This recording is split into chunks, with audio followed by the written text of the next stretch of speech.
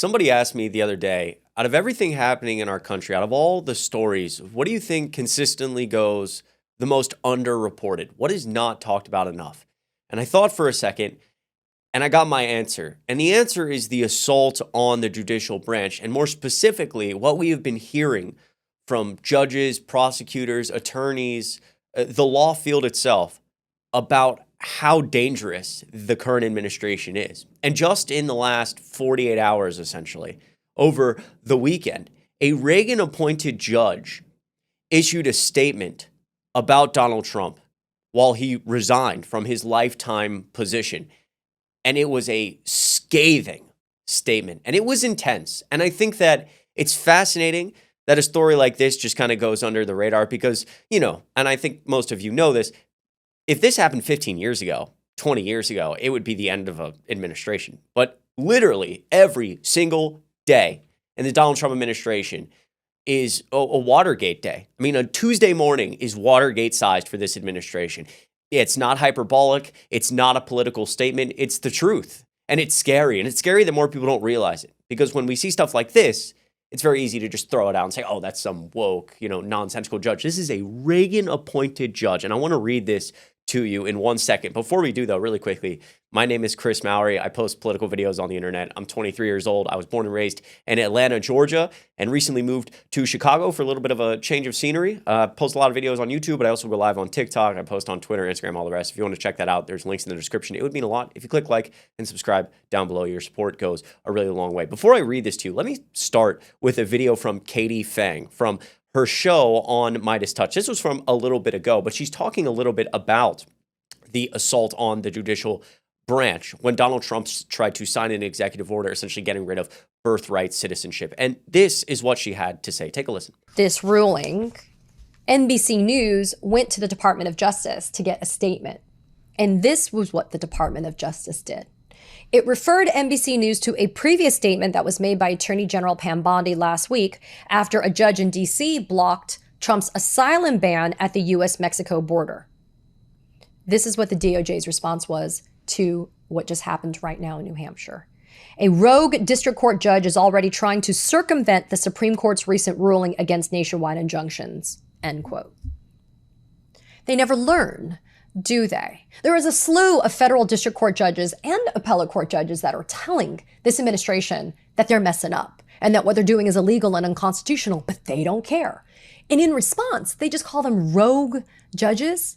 I mean, it's the lack of respect is one thing. But again, we see continued non-compliance. And so obviously we have to watch what happens very carefully. I really like the words there from Katie Fang. It is consistent non-compliance from this administration while attacking when they get a ruling they don't like, just rogue judges, activist judges, hyper-politicizing the judicial branch, which is supposed to be non-partisan. And this is something we see consistently from all sides of the administration, whether it's Trump himself or Stephen Miller or the MAGA yes men and women. This is a clip from Josh Hawley on Fox. Take a listen. They can be impeached if they refuse to follow the law. They can also be defunded if they refuse to follow the law. And here's the other thing. It's time to confirm every judge that Donald Trump has nominated. He's got a bunch of them pending. The Senate needs to confirm them all. We need constitutionalist judges on the bench, and we need to stop these runaway district court judges who aren't following the Constitution, trying to impose national injunctions. That needs to stop, and we need to put more of Trump's nominees on the bench ASAP. I mean, again, you are suggesting that we should impeach judges who make rulings that we don't like based on nothing more than just a statement about how it's political. These are hyper-political judges.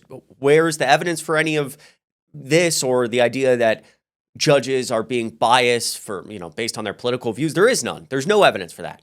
There never is, no matter what they're talking about, what case they're talking about, when they're ignoring federal judges, which I remind you is constitutional crisis. When the executive branch who enforces the law ignores the judicial branch who is interpreting the law, let's say telling the executive branch, hey, what you're doing is unconstitutional.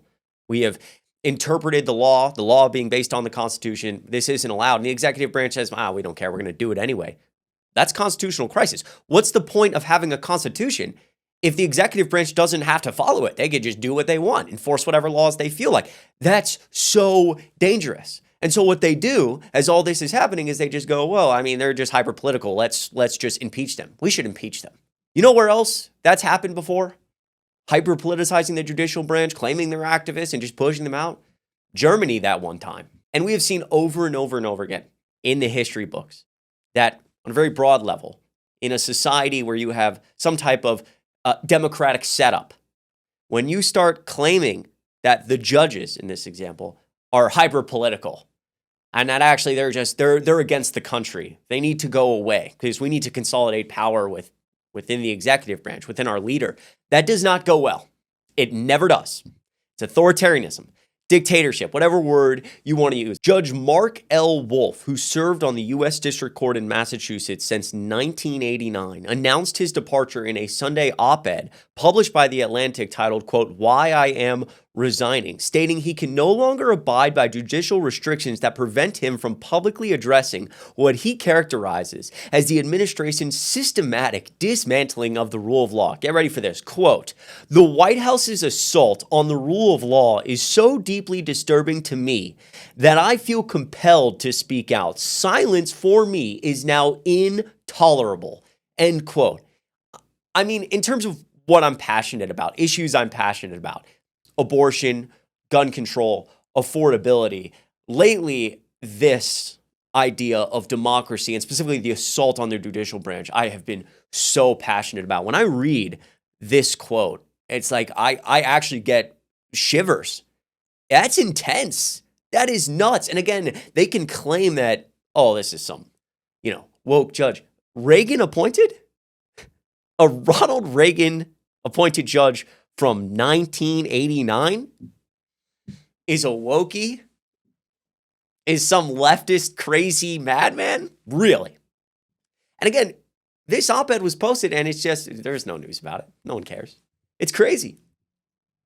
On his commitment to protecting the rule of law after leaving the bench, Wolf wrote that he, quote, "resigned in order to speak out, support litigation, and work with other individuals and organizations dedicated to protecting the rule of law and American democracy. I also intend to advocate for the judges who cannot speak publicly for themselves." I want to point out, people like this are true patriots. When we talk about taking back patriotism, which is currently, I think, Republican coded, if I may. They claim that Democrats or leftists, whoever, aren't patriotic, but they are. It's the complete opposite. And this individual, this judge, 1989 appointed by Reagan, I assume politically on a personal level, he's nowhere near a Democrat, but that's fine. He cares so much more about our country, America, than anyone even close to the Trump administration. There's no question about it. He resigns from his spot on the bench, gives up everything, and says, I can't do it anymore. I have principles, and I'm not going to allow this to happen because I care about this country, because I'm disturbed by this assault on democracy. It's not about sucking up to political parties or trying to further a career by saying, I love you, Donald Trump. I love you, Donald Trump. It's principled. I mean, what intense words. And let me take you to one more clip. This is Donald Trump fairly recently. So this is 4 days into the government shutdown. So essentially within the last month or so. And he's being asked about judges ruling against him. Take a listen to his words. Our government shutdown. Will you support a